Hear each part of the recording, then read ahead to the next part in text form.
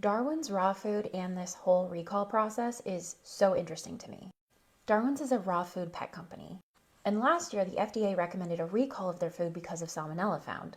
And this was part of the release that Darwin sent out to its customers.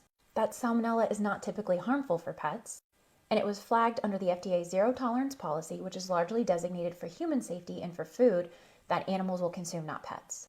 And that they have not had any complaints from customers who've received this product. And no pets were sick. They just want to let you know.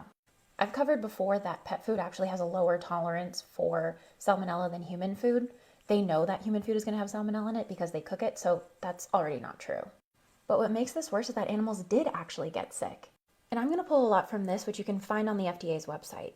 So this was a customer's kitten who got sick, traced it back to the food and salmonella. And here are the types of salmonella that were isolated. Because yes, not every strain of salmonella causes disease. These ones do, though.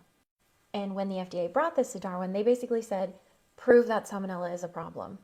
They also bring up previous warning letters about salmonella with this particular company, and what they feel is an inadequate response. But it gets worse than that, because to mitigate their salmonella contamination, they've been using something called PAA, which is peroxyacetic acid. And this is an issue because it's not GRAS, or generally recognized as safe, and even though this was brought up before, they're continuing to use it. And the FDA states that they're not aware of any data demonstrating that PAA is GRAS for any use in animal food.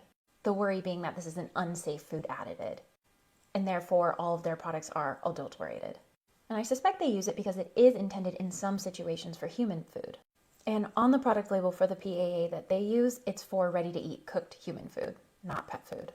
Apparently Darwin did present a study that they had done about PAA and its use of mitigating this bacteria.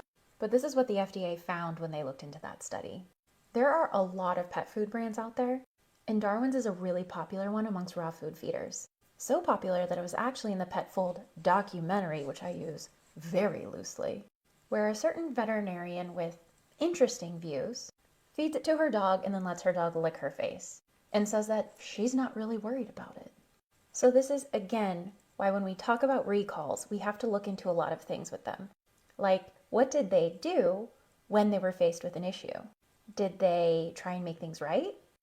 Or did they bury their head in the sand?